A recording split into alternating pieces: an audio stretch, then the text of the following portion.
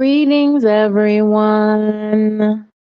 Welcome, welcome, welcome. I am so glad you're here. Thanks for tuning in. Tonight, we will continue our reading of Black Bourgeoisie by Franklin Frazier and his discussion of myths about the Negro in business.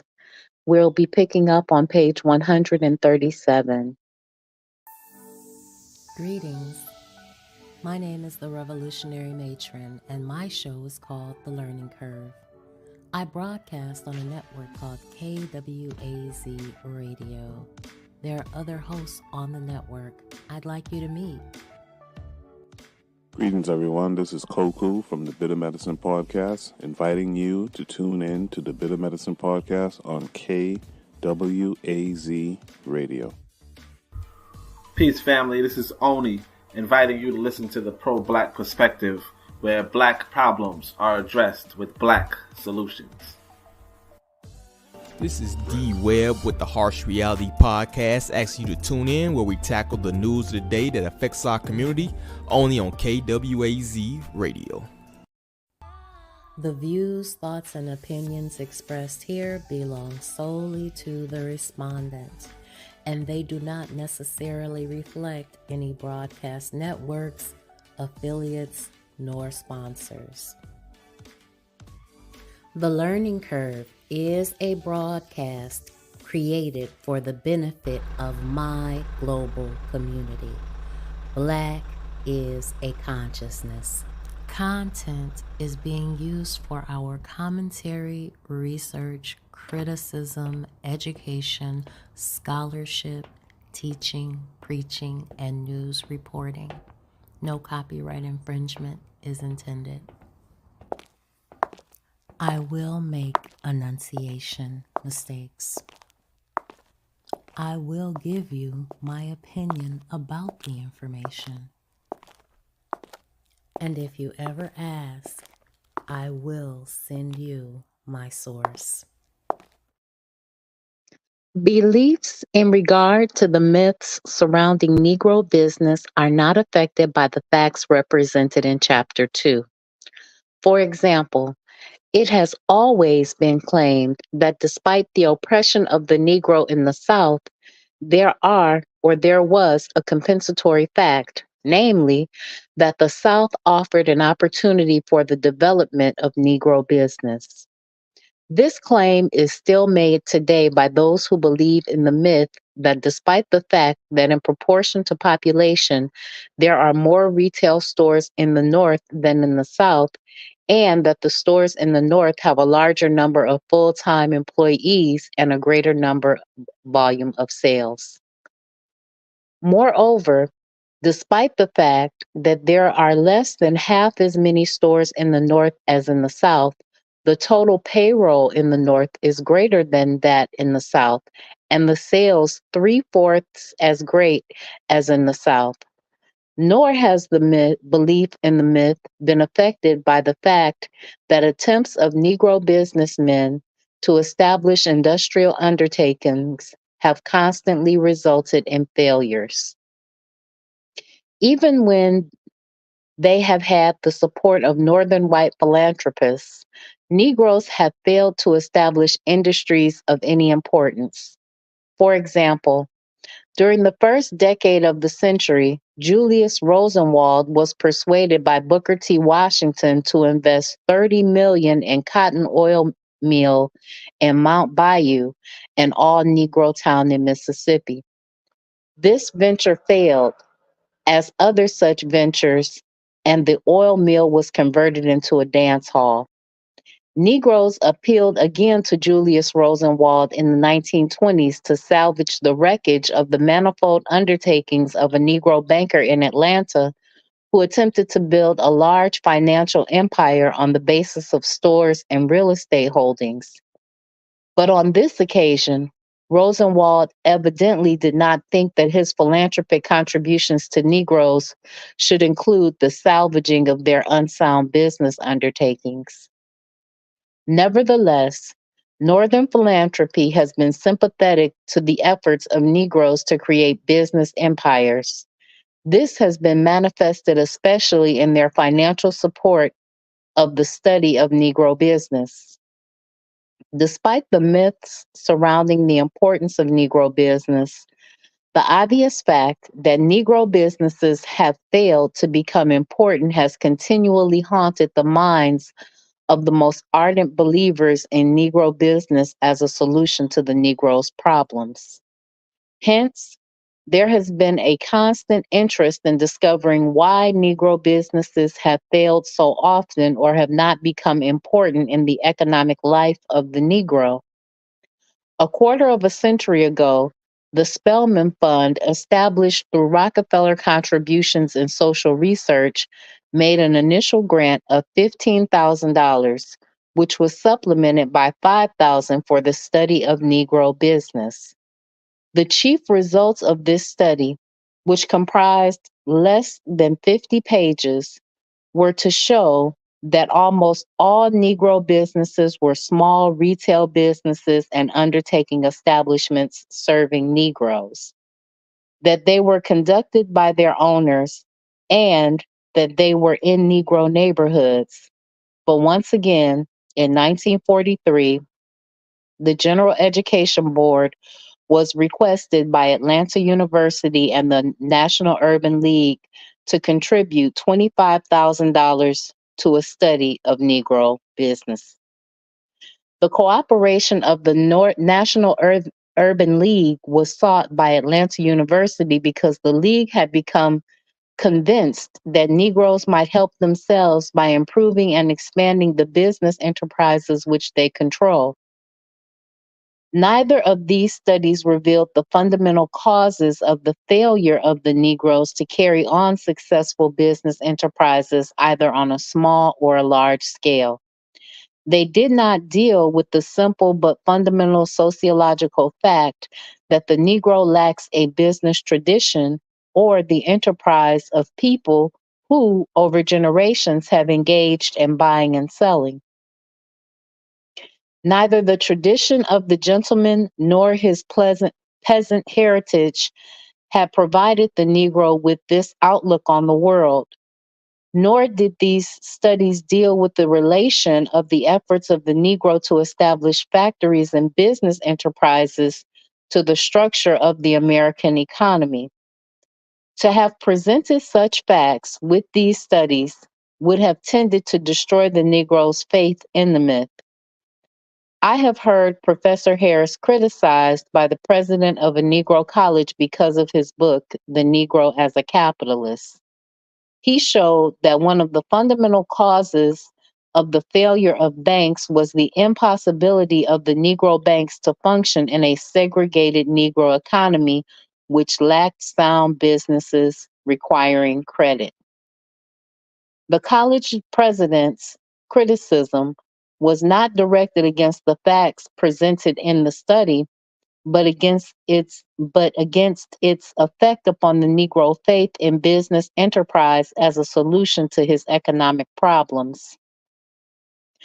The myth concerning Negro business, from the standpoint of many Negro leaders, is more important than the facts of American economic life, which determine the fate of Negro business enterprises. The myth of Negro business is tied up with the belief in the possibility of a separate Negro economy. It has constantly been proposed by those who believe in a separate Negro economy that the Negro can build his own manufacturing plants, stores, and banks with the earnings of Negro workers who, by patronizing these Negro enterprises, would create more capital and give employment to Negroes.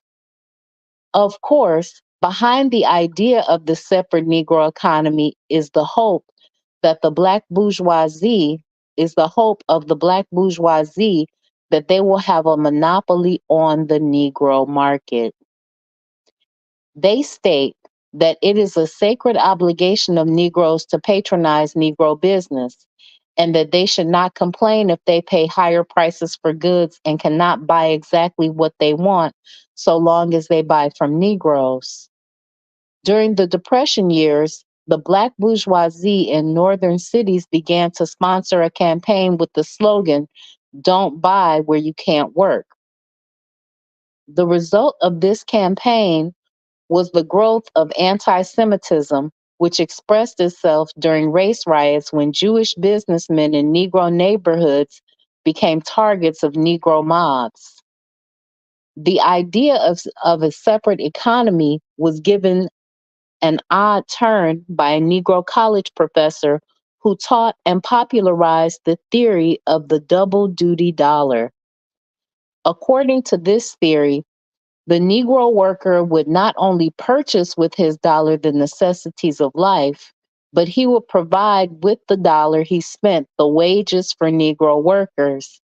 Anyone who opposed this fanciful economic theory was called an enemy of Negroes. As the result of the faith in the myth of Negro business, there have sprung up all over the country fanciful schemes, such as one recently started in the national capital, which proposed that each Negro man, woman, and child contribute $1 to a fund to establish manufacturing plants, which would make shoes and clothes for the Negro market. The myth and changing status of the Negro. The changing status of the Negro in the United States, which has resulted from World War II and the world crisis, has not failed to influence the myth of Negro business. Paradoxically, on the surface at least, the increasing employment of Negroes desiring business careers by white business enterprises has not shaken faith in the myth of Negro business. The reason for this becomes apparent when one considers the relation of the myth to the world of make believe which the Black bourgeoisie has created. As we have seen, the Black bourgeoisie derives its income almost entirely from white collar and professional occupations, which give it a privileged status within the isolated Negro community. Since the Black bourgeoisie has rejected identification with the masses, its isolation has been further intensified. In escaping from identification with the masses, the Black bourgeoisie has attempted to identify with the white property classes. Since this has been impossible, except in their minds, because of the racial barriers those identified with this class have attempted to act out their role in a world of make believe. In the world of make believe, they have not taken over the patterns of behavior of the white collar and professional workers, but the values and, as far as possible, the patterns of behavior of wealthy whites. With their small earnings, their attempt to maintain the style of living in the white property classes has only emphasized the unreality of their way of life. Faith in the myth of Negro business, which symbolizes the power and status of white America, has been the main element in the world of make believe that the Black bourgeoisie has created. The prosperity which the United States enjoyed as the result of World War II and the war economy during the Cold War has trickled down to the Negroes, especially since some of the barriers to employment of Negroes have been lowered. The increase in the earnings of Negro workers has brought increased prosperity to Negro business, especially to Negro insurance companies and the Negro publishers of newspapers and magazines. Also, the lowering of barriers to the employment of Negroes in white collar occupations has increased the proportion of Negroes able to maintain a middle class standard of life. Despite these improvements in the position of the Black bourgeoisie, there were some misgivings about the continuance of their prosperous condition after the war. The feeling that it was necessary to assess the economic improvement in the condition of Negroes in white collar and professional occupations was the chief motivation for a calling for calling a conference at Howard University in 1946. At the opening session of this conference, the president of Howard University declared that the Negro people, just a bit over 80 years from slavery, are a child in the ability to organize the ordinary things that have to do with effective existence. Take the simple things that engage the attention of the community and involve the major activities of human beings in a small town, the gathering together and the distribution of food in a grocery store, a butcher shop, or a restaurant. In the little one horse town, or your Harlem or your Los Angeles, you miss Negro faces in this fundamental business of assembling and distributing food products. We have a handful of men engaged in the grocery business, a handful in the butcher business, and a handful in the bakery business, although we have some of the best bread bakers in the world. We have nobody in the pastry business. There is also the question of clothing. Any group of 10,000 human beings will naturally require a certain amount of clothing of all kinds. Go into the communities where we live. Enterprises and persons engaged in the effective distribution of these things, to say nothing of their production, are practically missing among us. Then there are some of the service activities connected with clothing. For example, the laundry business. There are practically no Negro operated laundries, even in the southern area, where we used to monopolize the washing of clothes. We have so few tailor shops or millinery shops. Yet none of these things are beyond our power. We just simply have not focused our attention upon them. Much of the discussion at this conference was of the same nature, dealing with the failure of the Negro to seize the opportunity to organize businesses which would thrive on the Negro market. Scarcely any attention was given to the organization of American economic life and how this fact affected the prospects of Negro business. Nor was there any discussion directed at the fact that Negro white collar and professional workers could not assemble the capital and organize the managerial ability necessary for large scale production and distribution. There was in this conference, as in the conferences of the National Negro Business League, much exhortation to Negroes to engage in business, which revealed a continued faith in the myth of Negro business as providing a solution to the economic problems of the Negro. When the National Business League celebrated its 50th anniversary in 1950 at the Tuskegee Institute, the League rededicated itself to the achievement of the aims of the founder, Booker T. Washington. The president of the League announced that the philosophy upon which the League was founded was as potent today as it was when it was first given. From the very beginning of the League, he added, its preachments, propaganda, and programs have been directed toward alerting our minds to the importance of entering into and building business of all kinds and to the necessity of becoming business minded on a national scale. However, only 2 years later, when the president of the League reported on the results of his attempt during his travels amounting to 172,000 miles to develop faith in the importance and future of Negro business, he had to meet the objection that the League's program really provided for a separate economy. The president said that it did not take him long to convince the person who raised the objection that a separate economy was a myth.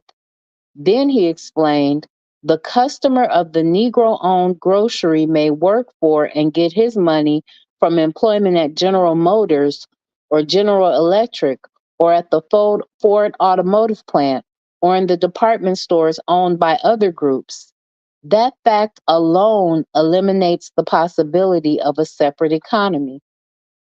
Then the president attempted to show how other minorities, especially Jews, had become important in the economic life of various countries through their separate business operations. That the president of the National Negro Business League felt that it was necessary to repudiate the myth of a separate economy while defending the myth of Negro business was due to the fact that Negroes were beginning to secure employment on an unprecedented scale in the marketing branches of white businesses. White firms have found it extremely profitable to employ Negroes in advertising products for Negro consumers. The establishing of public relations with the Negro community and as salesmen. Negroes have been employed on a large scale by the distributors of liquors, beers, and non alcoholic beverages, cigarettes, gasoline, and automobiles. The employment of Negroes by large corporations has overshadowed even the exaggerated achievements of Negro businessmen. The importance of the employment of aspiring Negro businessmen in white enterprises stimulated the Department of Business Administration at Howard University to hold a career conference in marketing in February of 1954. At this conference, the new careers which were opening up to Negroes were discussed, and the successful examples of Negroes in these new occupations were presented to students who wanted to become businessmen. The employment of Negroes in the field of marketing or distribution by large American corporations is a phase of the integration of the Negro into American life. The National Negro Business League, which was proclaimed since its establishment that business success would break down racial barriers, has been compelled to go along with this new development. In fact, some of the younger members of the National Business League, many of whom are not really engaged in Negro business, but have proposed to delete Negro from the name of the league. But this has not met with general acceptance because the leaders recognize that integration means the ultimate disappearance of Negro business. Don't always tell you that integration and integration is death. Greetings, Forecast and KW Don 7. Thanks for tuning in. Some Negro businessmen have pointed to cities where Negroes have recently been accepted into white restaurants, theaters, and cinemas to show how integration has meant the decline in Negro business. Moreover, as the increasing economic welfare of the Negro has produced all sorts of extravagant claims about the purchasing power of Negroes, Negro businessmen have sought a share in this market. The myth of Negro business has also been strengthened by the encouragement which the white community has given to the belief of Negroes that the accumulation of wealth through business will solve their problems. Negro salesmen who are employed by white businesses are only sentimentally attached to Negro business, are meeting with luncheons with white salesmen, and Negro salesmen are being featured in the public relations literature sent out by corporations. Yet, no Negro businessmen are taken into the white business groups which own and control the life of the American community. The white community is assured, nevertheless, that the Negro leaders who propagate the myth of Negro business are uncompromising enemies of any racial doctrines. The myth that Negroes are spending $15 billion in 1951 was widely circulated by whites as well as Negroes, since it served to exaggerate the economic well being of Negroes in the United States and to whet the appetites of the Black bourgeoisie. Both Negro businessmen and Negroes employed by American corporations, in their efforts to reap the benefits from the increased earnings of Negroes. The myth of Negro business thrives despite the fact that Negro businessmen can be best described as the lumpen bourgeoisie. The myth of Negro business is fed by the false notions and values that are current in the isolated social world of the Negro, a world dominated by the views and mental outlook of the Black bourgeoisie.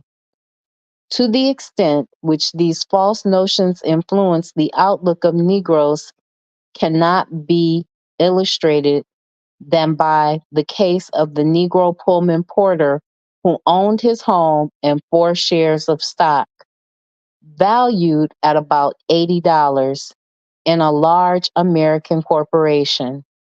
He declared that he was against the policies of Franklin D. Roosevelt and the New Deal because they taxed men of property like himself in order to assist lazy working men. Such delusions are created largely, as we shall see in the next chapter, by the Negro press. Wow. So, as you can see, these people think that they have an incorrect definition of working class, middle class, and wealthy. There are very few wealthy Black people, and even the wealthiest Black people, some say, don't hold a candle to wealthy white people. But if you work for money, you are still working class. I don't care if you make $200,000 a year, you are still working class. You become middle class when you are able to make your money make money, and you become wealthy when you don't even have to think about money. That's just my opinion. The Negro press and wish fulfillment. The Negro press is not only one of the most successful business enterprises owned and controlled by Negroes, it is the chief medium of communication which creates and perpetuates the world of make believe for the Black bourgeoisie. Although the Negro press declares itself to be the spokesman for the Negro group as a whole, it represents essentially the interests and outlook of the Black bourgeoisie.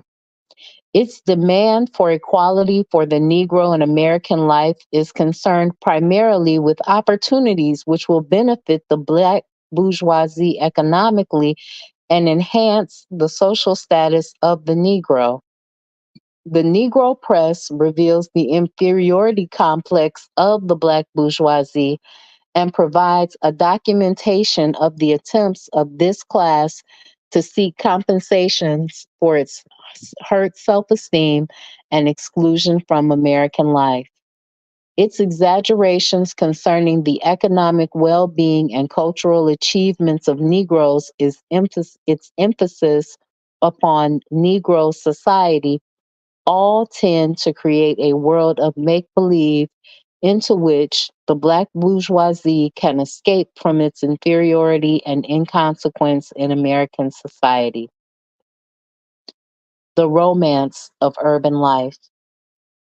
The Negro press, like the press of other ethnic and racial minorities in American life, began as a medium for the expression of the opinions of the small intelligentsia among Negroes. The first Negro paper, which was called Freedom's Journal, was established in 1827 by 2 free Negroes, one of whom, John Russwurm, was the first Negro to be graduated from an American college. 20 years later appeared the North Star, the name of which was changed later to Frederick Douglass's paper. These papers were concerned primarily with the abolition of slavery and with protest against the civil discriminations against Negroes. After the Civil War, a number of Negro newspapers came into existence, especially after 1880. As the Negro migrated to cities at the opening of the present century, the two most important Negro newspapers were The Guardian and the New York Age. The Guardian, published in Boston by Monroe Trotter, a distinguished graduate of Harvard, expressed the militant demands of Negro intellectuals for Negro equality, while the New York Age became the principal mouthpiece for the program of Booker T. Washington. A new period in the history of the Negro newspapers was inaugurated by Robert Abbott, who had started the Chicago Defender in 1905 as a mere handbill. In 1910, Abbott employed an assistant who began to use headlines containing sensational news in order to attract attention. This represented a departure from the traditional type of Negro newspaper that had been designed to attract the Negro intelligentsia. Although this device tended to increase the sale of the Chicago Defender, it was the mass migrations from the South during and following the First World War that caused the Chicago Defender to become the leading Negro newspaper and to exceed 100,000 circulation by 1922. During and following the First World War, the Chicago Defender became the most important medium of stimulating migration of Negroes from the South. In the Defender, the North was represented as the promised land to which the oppressed Negro could escape. Thousands of letters were sent by Negroes in the South to the Defender asking for help in order to move to the North, where they could find an opportunity for employment for themselves and educational opportunities for their children. At the same time, the Defender became the defender of rights of the Negro, exposing discriminations against Negroes in the North and protesting against lynching and other forms of oppression of the Negro in the South. The spectacular success of the Defender was due to the fact that it provided for the mental stimulation which the Negroes experienced in the urban environment. For the masses of Negroes who had escaped from the social and mental isolation of the rural South, the northern metropolis opened a new world of ideas and adventure. The Negro's imagination was awakened by the marvels of the city, which offered various escapes from the pent up existence which he had known. The northern city provided mental stimulation not only for the Negro folk, but for the educated Negro as well. It was during and immediately following the First World War that the Messenger, a magazine advocating socialist ideas, was established and became popular. Likewise, during this period, The Crisis, which was the official publication of the National Association for the Advancement of Colored People, became, under the editorship of W.E.B. Du Bois, the most important magazine of public opinion among Negroes. Between the First World War and World War II, the number and circulation of Negro newspapers grew rapidly because of continued urbanization of the Negro and the increase in literacy among them. More than two-thirds of the Negro newspapers, which were in existence in 1943, had been established after the close of the First World War. In 1943, there were 164 active newspapers, 58 of which were published in 20 cities which had 50,000 or more Negro inhabitants in 1940. Of the 144 Negro newspapers on which information was provided, 114 were published regularly each week and had a combined average circulation per issue of more than 1.6 million copies. Although about two-thirds of the newspapers were published in the South, the most important Negro newspapers from the standpoint of circulation and influence were and still are published in northern cities. Greetings, Blanca J, and Bitter Medicine Podcast. Thanks so much for tuning in. World War II accelerated the growth and importance of Negro newspapers. During the war, four Negro newspapers emerged as the most important organs of opinion among Negroes. They were the Pittsburgh Courier with a weekly circulation of about 270,000, the Afro American out of Baltimore, Maryland, with a circulation of about 230,000, the Chicago Defender with a circulation of about 160,000, and the Journal and Guide out of Norfolk, Virginia, with around 778,000. All of these papers, like most Negro papers, with the single exception of a small daily paper published in Atlanta, Georgia, began as weekly publications. In order to provide more up to date news, the Pittsburgh Courier and the Afro American have instituted two weekly editions. They have reached other Negro communities and increased their circulation by publishing special editions in 4 or 5 cities. The Defender, which became a daily in 1956, has a special national edition which circulates throughout the country, while the Journal and Guide, the most important Negro newspaper published in the South, has a national edition that is read on the Eastern Seaboard. As the circulation of Negro newspapers has grown, news gathering agencies have come into existence, the most important of which is the Associated Negro Press, established in 1919. The Negro newspaper came into existence as an organ of the Negro protest, and it grew in importance because the white press ignored what was considered news in the Negro community. Moreover, since Negroes read white newspapers, if the same news is published in Negro newspapers, it must have a special slant in order to appeal to Negroes. Therefore, the Negro newspaper not only reports what happens in the isolated Negro social world, but presents the events in the larger world in a manner which has meaning for Negroes in their isolated social existence. Since the Negro newspaper makes its appeal to the awakened imagination of Negroes in urban communities, it provides a romantic escape for Negro city dwellers.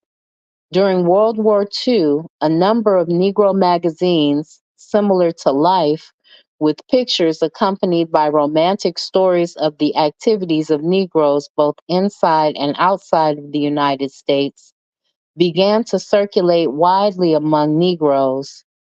The most important of these magazines were Ebony, Jet, Hue, and Tan Confessions.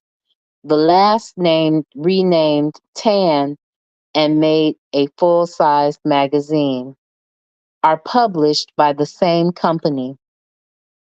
While Ebony deals especially with the achievements and personal lives of Negroes who are public figures, Jet contains gossip concerning personalities in Negro life.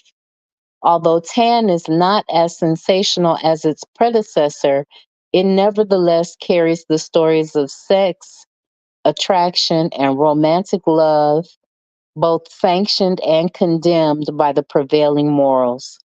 Hue, a pocket sized magazine like Jet, carries general news of the Negro world and tends to romanticize the everyday activities of Negroes.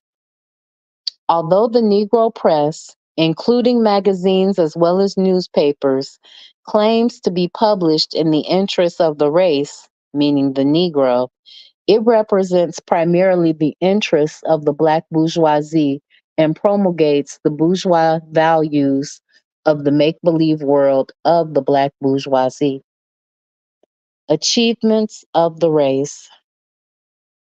Since the Negro press has always claimed that one of its functions was to present to the world a proper picture of the Negro, it has naturally placed much emphasis upon the achievements of the Negro. However, the reports which the Negro press has given concerning Negro achievements are primarily an attempt to compensate for the collective inferiority of the Negro, especially of the Black bourgeoisie.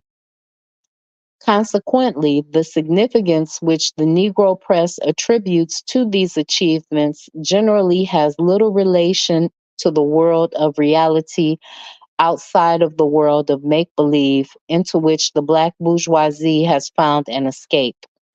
In the past, the achievements reported by the Negro press were concerned mostly with some distinctions which Negroes achieved in the field of education, literature, music, the theater, politics, and sports. Then, too much emphasis was placed upon the role of Negroes in American history. Negro newspapers have not restricted, however, their accounts of the achievements of the Negro to the United States. The literary accomplishments of the Dumas in France and of Pushkin in Russia are constantly presented to Negroes. Even obscure and relatively unknown persons of Negro descent are represented to the Negro public as persons who have played important roles in history. Recently, for example, Samuel Johnson's Negro servant, who was painted by Sir Joshua Reynolds, was featured as an example of the Negro in the world of art. Sometimes historical figures whose features or dark complexion can be made the basis of a claim that they are of Negroid ancestry are presented as evidence of the importance of the Negro in history. But it is more often the petty achievements of living Negroes that are reported as if they are of great importance. The appointments of Negroes to minor positions in the federal and state governments are reported as great achievements. In the Negro press, mere police magistrates become judges. As the result of the exaggeration of the achievements of Negroes, myths grow up about the accomplishments of Negroes. Myths grow up concerning the importance of books written by Negroes. A Negro student who makes a good record in a Northern university may be reported as a genius. The awarding of a doctorate to a Negro by a Northern university is still reported as if it had great significance. One myth, which has appeared in Negro newspapers, concerns a Negro who knows so much about his subject that no university in the world has a faculty with sufficient knowledge to award him a doctorate. Since the Negro has begun to travel abroad, myths have grown up in regard to the artistic and intellectual achievements of Negroes in foreign countries. These myths, which help create the world of make believe for the Negro, will be discussed in the section dealing with the recognitions accorded the Negro. As the Black bourgeoisie has grown in importance in the Negro community during the past two decades, the Negro press has focused attention upon the activities of the Negro in business and his achievements in acquiring wealth. In a newspaper which devotes nearly half a page to business, it reported that the Citizens Trust Company, a Negro bank in Atlanta, has petitioned the Georgia Secretary of State to permit it to amend its charter in order to raise the capital stock from 200,000 to 300,000. Along with this announcement appears another news item stating that a senior student in the Negro State College at Petersburg, Virginia, was the winner of the Wall Street Journal Students Award for 1954.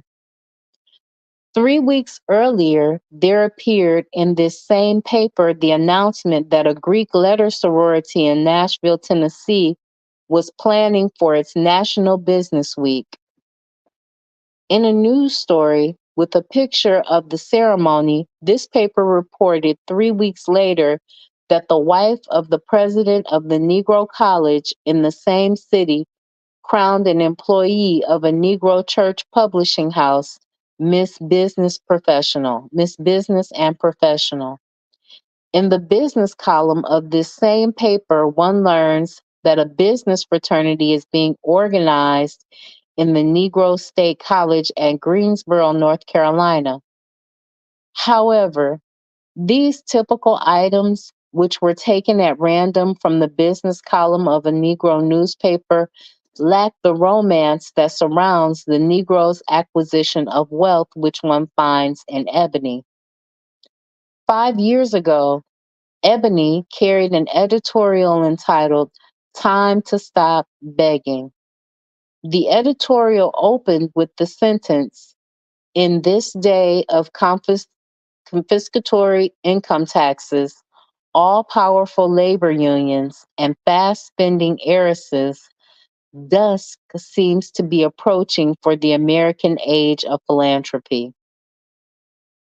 As a result, according to the editorial, Negroes cannot look to philanthropy for the bountiful benevolence which supported their institutions.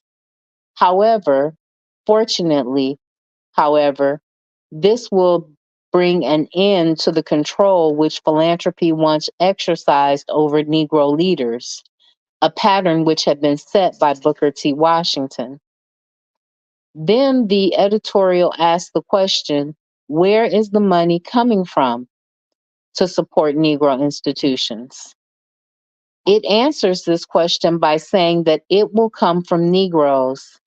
Then it informs its readers that there are at least a dozen Negro millionaires and that the total income of Negroes exceeds 10 billion.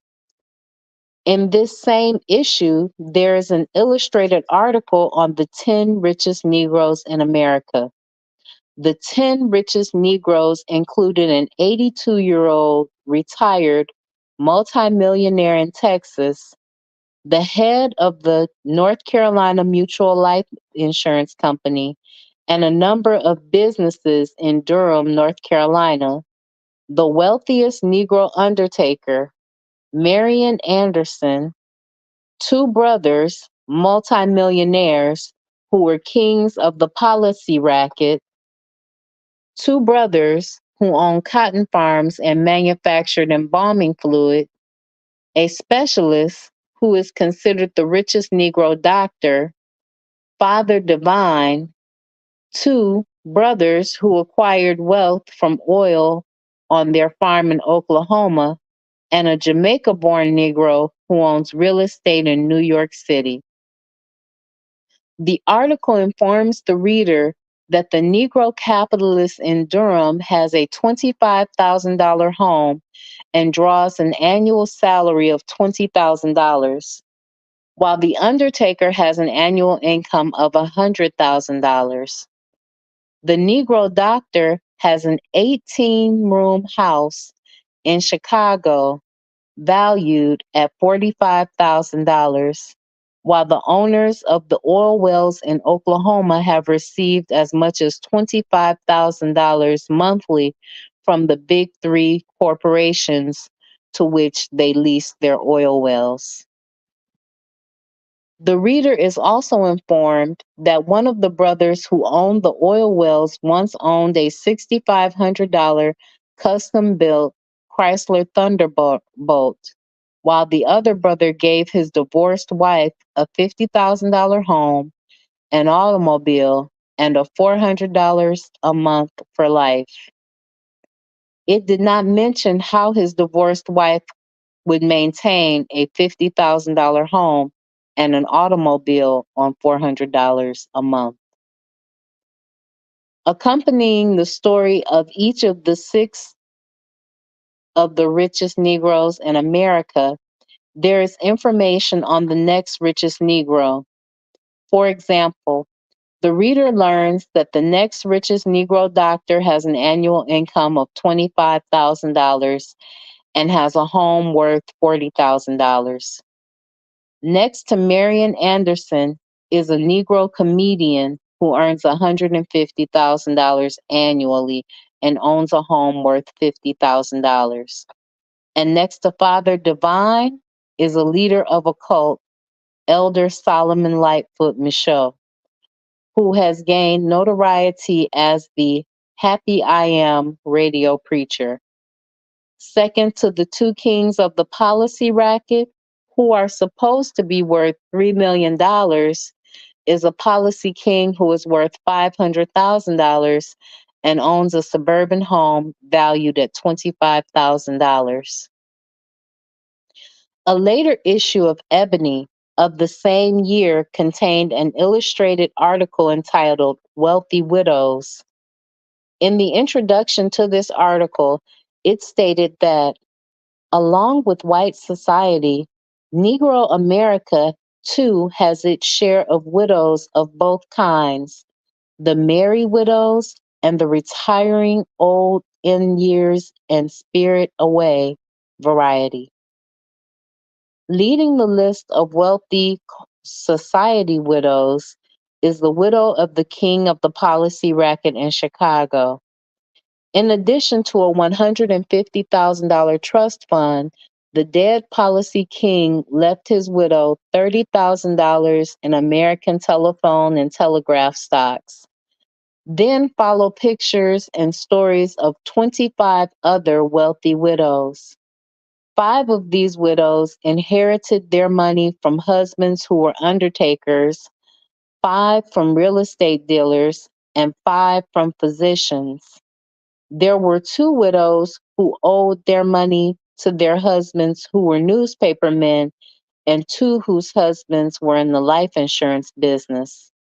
The remaining 6 widows were the beneficiaries of husbands who were respectively a nightclub owner, a police magistrate, an officer in a fraternal organization, a dentist, and a policy king, and the owner of a trucking business. The reader learns that the widow of one undertaker has an annual income above $20,000, that she follows the races and drove the Kentucky Derby in one of her Cadillacs, and that she sports diamonds and expensive clothes. Similar details are presented on the wealth and tastes and habits of other wealthy widows. Hardly a month passes that Ebony does not carry a story in its section devoted to business concerning the success of Negroes in acquiring wealth. In the December 1948 issue, there was, for example, the story of a former Negro teacher of economics in a Southern Negro college, accompanied by a picture of him in front of his office, which the reader is informed is near Wall Street. This former Negro teacher, who was a soldier in the Philippine Islands during World War II, had acquired a fortune by buying vehicles that had been discarded by the United States Army and selling them after they had been reconditioned. Or, to take a story of a different nature, which was intended to show the Negro's acquisition of wealth within one Negro group, one may turn to the issue of May 1953.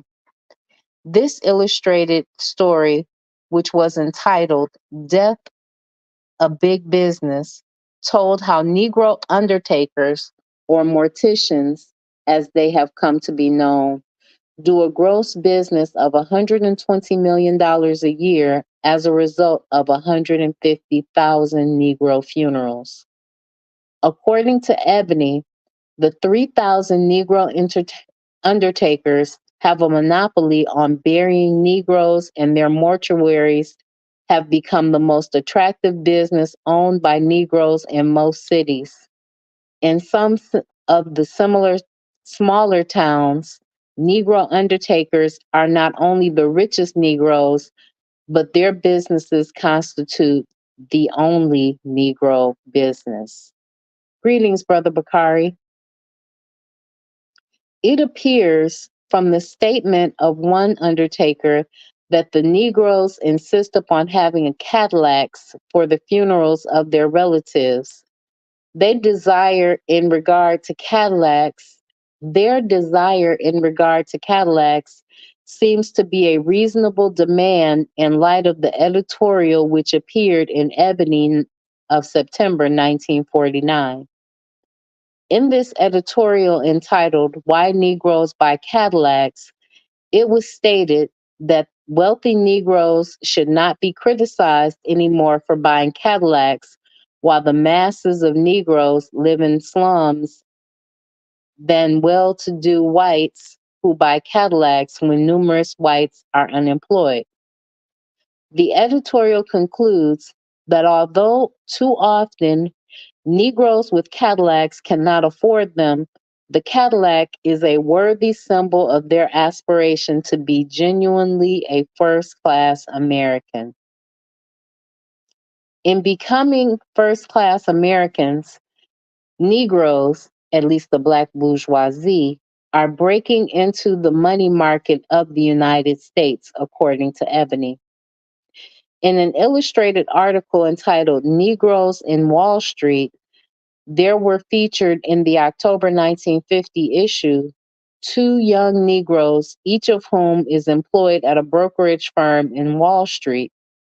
According to the article, these young Negroes are pushing a campaign to lure post war Negro savings into the investment field. In the same issue, there is an illustrated story entitled Death Comes to the World's Richest Negro, which describes how the Texas multimillionaire referred to above was buried. The Texas multimillionaire lay in state in a $5,000 satin finished bronze casket surrounded by more than $2,000 in wreaths and floral designs. In the funeral procession, which was 2.5 miles long, there was a succession of Cadillacs, including two Cadillac flower wagons, which were specially built. As in the case of many other wealthy Negroes, when this Negro multimillionaire died, only $100,000 remained of his reputed $3 million fortune. In addition, however, there were a Young Men's Christian Association building in memory of his son, who died mysteriously while a student at Harvard University, and a $38,000 marker over his grave. They buried a lot of money. From the stories which appear in Ebony, it seems that the rich Negroes are appearing faster than they are dying. The issue of March 1954 carried the story of Who Are the Newly Rich? According to Ebony, a group of newly rich Negroes have quietly emerged during the past 10 years. They are conservative, they are not ostentatious in their display of wealth, but live comfortably, though modestly, in $40,000 to $50,000 homes. They are interested in good books and the opera, to which they subscribe and send their children to the best schools. These newly rich Negroes, according to Ebony, represent only a small proportion of the hundreds of rich Negroes who have assets ranging from $100,000 to $1 million. Heading the list is Jackie Robinson, the first Negro to play in organized baseball, who has an annual income of $32,000 from baseball and $15,000 from broadcasting. Another of the newly rich Negroes is a woman who has built a multi-million-dollar beauty business. She and a lawyer are shown in a picture accompanying the article, entering the Metropolitan Opera House. The other newly rich Negroes include several who have accumulated fortunes in real estate, a director of a Negro loan and investment company, an owner of a restaurant, hotel, barbershop, drugstore, and pool room, an automobile salesman, a paving contractor, a director of a savings and loan association, a nationally known research chemist, a building contractor, a physician who has large real estate holdings. And in fact, the reader is informed in another article in this same issue of Ebony that the majority of Negro physicians no longer depend entirely upon their professional work for their incomes. I wonder why. Although Our World, a picture magazine similar to in many respects to Ebony, does not report to the same extent as the latter the accumulation of wealth by Negroes, a perusal of its pages will show that it does not fail to inform the public of the prosperity of the Black bourgeoisie. For example, in the June 1954 issue, there is the story of the phenomenal rise to prominence of a councilman in the northern city. Excuse me. While the wife of the councilman, the readers are told, thought he was very sensational in 1935 with a salary of $5,000, the councilman now has a total annual income of more than $20,000. In the issue of October 1953, the readers are told the story of Daddy Grace, a leader of a religious cult who is described as a millionaire with a Bible, who built up a real estate empire. The April 1953 issue reported the story of the Negro men of distinction who, as the result of being featured in the ads of a large whiskey distillery, were taken on a hilarious pleasure trip to Florida.